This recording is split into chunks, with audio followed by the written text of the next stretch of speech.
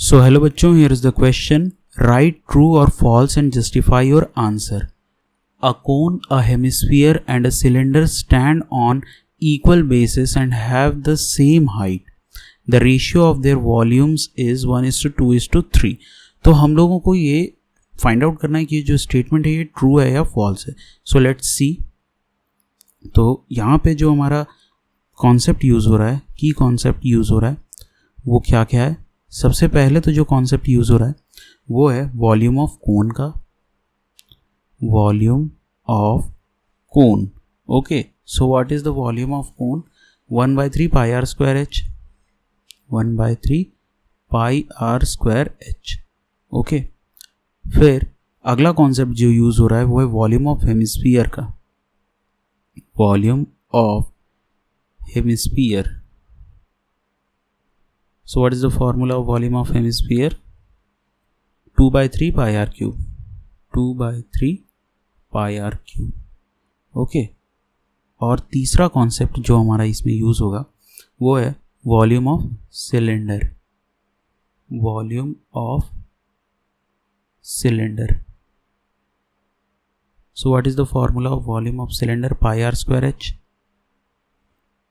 Okay, तो question में हम लोगों को दे रखा है कि radius is equal to height. ठीक है, ये क्वेश्चन में गिवन है. तो अगर मान लेते हैं हम लोग रेडियस को r कंसीडर करते हैं और हाइट को h कंसीडर करते हैं, तो हम लोग r इक्वल टू h लिख सकते हैं. Okay, so one by one अब हम लोग एक एक करके कोन, हेमिस्फीयर और सिलेंडर तीनों का वॉल्यूम फाइंड आउट करेंगे. सो वॉल्यूम ऑफ कोन, सबसे पहले हम लोग कोन का वॉल्यूम फाइंड आउट करेंगे. इसको हम लोग V1 कंसीडर कर लेते हैं.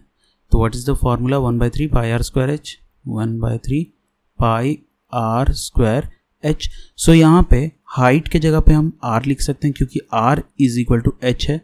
तो ये हो जाएगा 1/3 पाई आर स्क्वायर और ये r जो है ये हाइट है. तो ये कितना हो जाएगा? ये हो जाएगा 1/3 pi r cube. Pi r cube. Okay, so further will proceed in the next slide. तो अब हम लोग यहाँ पे देखते हैं वॉल्यूम ऑफ हेमिस्फीयर कितना हो जाएगा. Volume of hemisphere.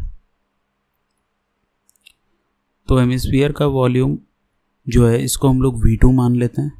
ये कितना के इक्वल हो जाएगा? 2/3 pi r cube. 2/3 pi r cube. इसको हम लोग एज इट इज छोड़ देते हैं. और फिर अगला है हमारा volume of cylinder. Volume of cylinder, इसको हम लोग V3 कंसीडर कर लेते हैं. ठीक है, तो ये कितना हो जाएगा? Pi r square h. Pi r square. और यहाँ पे हम लोग देख रहे हैं कि r is equal to h, तो हम लोग h के जगह पे r लिख सकते हैं. ओके, सो ये कितना हो जाएगा? Pi r cube. ठीक है, तो अब हम लोग तीनों का रेशियो देखते हैं. V1 is to V2 is to V3. Okay, तो ये कितना के इक्वल हो जा रहा है? 1/3 pi r cube is to 2/3 pi r cube is to pi r cube. तो ये पाई आर क्यूब और पाई आर क्यूब कैंसिल हो गया. So we are left with 1/3 is to 2/3 is to 1. तो अब तीनों रेशियो को बाइफर्केट करने के बाद हम लोग क्या लिख सकते हैं? 1:2:3.